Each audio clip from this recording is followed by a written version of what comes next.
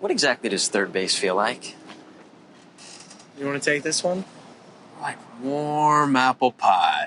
Yeah? When American Pie debuted in theaters, just about everyone was begging for more. With outrageous delinquent debauchery, non-stop laughs, and just enough sentimental sweetness to satisfy even the most nostalgic of filmgoers, American Pie took the world by storm. But after one too many middling sequels, the spectacular American Pie is unfortunately best remembered for spawning a fallen franchise. Well, we'll just tell your mother that we ate it all. Debuting in the summer of 1999, American Pie was an all-out sensation. This micro-budget, R-rated comedy achieved massive ticket sales and became a cultural juggernaut. Wait a second, aren't you that guy that the pie? See, man? Haunted by it. You put your in a pie. Enough. Although critics were polarized by the film's commitment to frank discussions and portrayals of sexually active youth, nothing could stop American Pie from reaching a massive audience. In fact, the film even ascended to the storied halls of blockbuster rental Valhalla as movie theater FOMO had underage high schoolers flocking to video stores. Sherman! Hey! What the f*** are you doing here? And watching the film today, it's still easy to see why American Pie became a leader of the raunchy teen comedy genre. From its jaw-dropping intro of a cursed family moment, the film makes it clear that this won't be your typical comedy. Focused on the sexual aspirations of high school seniors, American Pie takes us through the ringer of hilarious scenarios in the quest for intimacy. Whether it's Jim getting freaky with the family dessert, Kevin discovering a secret tome of lust, or Finch's seduction of a friend's mom, the escapades of American Pie are both insane and somehow completely believable. Mom? Freak! Oh, hey, Stifler. American Pie gave filmgoers the perfect combination of obscenity and sentimentality, with group dynamics that are honest, ridiculous characters like the hyperactive Stifler and overly open father figure Mr. Levinstein became more than crude caricatures. I bought some magazines. Do you want to just flip to the center section? This is the female form, and they have focused on the breasts. And for every morally corrupt example of youthful degeneracy at play, American Pie goes to great lengths to express an unexpectedly emotional scope on sex. Is that all that you're interested in? Trying to get your girl into bed? No, it'd be good to be able to, return the favor. Be nice to know that she enjoys things as much as I do. Part of what makes the film so inviting years and years after its release is that American Pie allowed its characters to grow. By letting us in on the secret, sex-charged conversations of both male and female performers, the central cast expressed their desires for the sort of openness we only reserve for friends. And this one time, at band camp, I stuck a flute in my pussy. Excuse me? What, you don't think I know how to get myself off? American Pie left audiences feeling like their own stories had been told, because for all of the heightened shenanigans, American Pie just rings true.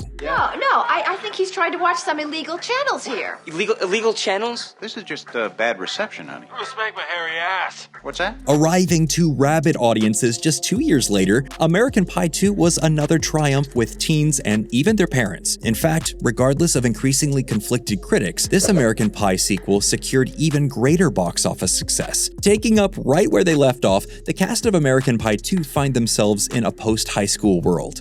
I'm Jim's dad. You must be the parents of this young lady. I'm sorry I didn't get her name, but hopefully my son did. The gang has basically stayed the same and completely out of touch. Whether it's Jim getting himself into another sticky situation, Kevin's never-ending good guy charms, or Finch's continued pursuit of Stifler's mom, the plot and circumstances of this sequel are essentially unchanged. It was clear that some crucial aspects of the original film had been dimmed. It all just falls short of greatness. And despite a big change up in titles, the next sequel had even less to say. How do you know she's the right girl? I just do. You hooked up with one other girl for what, 10 seconds? You're like a blind man picking out his favorite porno. Opening to another stellar debut in 2003, American Wedding should have been a new chapter in the lives of its characters. But after another intro where, you guessed it, Mr. Levinstein and Jim share an incredibly awkward moment, audiences quickly realized they were in for more of the same. Much like the previous entry, the jokes got more disgusting, the situations less believable, and the characters completely static. Well, except for one guy. I'm gonna hang out with my wang out.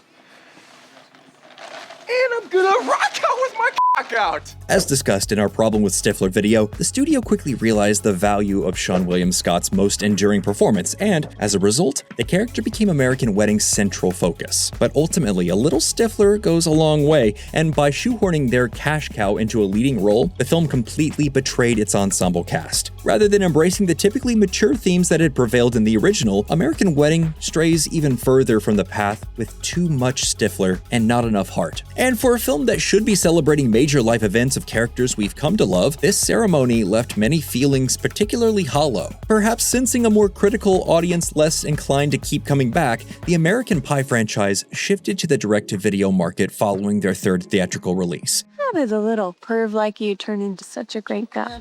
Dubbing these entries American Pie Presents, the first spin-off, titled Band Camp, was unleashed in 2005. Although the film featured the return of Mr. Levinstein as the bumbling but good-natured dad, the rest of the cast was almost entirely new. And despite following the exploits of Stifler's little brother Matt into well-charted territory, the vibe of this bargain bin title is completely off. This thing is awesome. You ever use this to look up chick skirts? No. The first of several American Pie Presents films descended into the outright stupid. Starring another Stifler brother, American Pie Presents The Naked Mile and Beta House continued the new tradition of terrible movies under the banner of a sterling original film. With dumber jokes and even worse production, these dorm room-only discards continued to move units despite failing the original fan base. And after a Stifler-free entry titled The Book of Love was released in 2009, even the most ardent fans couldn't stomach seeing a dependable Mr. Levinstein going through the motions in this absolute farce. I'm a father, for Christ's sakes. Yeah, that's perfect. Yeah, chicks love a father figure. Keep playing that card. When most of the original cast returned for 2012's American Reunion, filmgoers were particularly excited to see their old friends. In fact, the film once again went on to destroy all box office expectations and was incredibly successful. But unlike in previous entries to the mainline franchise, American Reunion also suffered some backlash from old school fans. Perhaps enlightened by the outrageously adult hilarity of The Hangover and Judd Apatow's films, a new breed of comedies for grown-ups completely flipped the script. And when American Reunion didn't quite live up to those standards, audiences were almost relieved to say goodbye. Thought about throwing them out, but they just have too much sentimental value. After the female-centric American Pie Presents Girls Rule came and went to digital streaming in 2020, all went quiet on the once massive franchise. And in fact, in many ways, the teen comedy as a whole has gone completely silent. The genre has mostly ceased to exist in the mainstream. It's hard to believe the cultural significance of raunchy teen comedies has seemingly come to a close. While it can be hard to look back on teen comedies of the past with modern eyes, the American Pie franchise still feels like comfort food. Still full of laughs, extremely relatable, and surprisingly mature for its fine old age, Jim and the whole gang are downright wholesome. It feels like the time could be ripe for some more American Pie. And that's it for this week's episode. So tell us, did any of the American Pie sequels hold a candle to the original? Which one of the American Pie Presents entries dominated your dorm room DVD stash? Let us know in the comments below, and as always, be sure to hit like and subscribe to keep up with all our Nerdstalgic videos.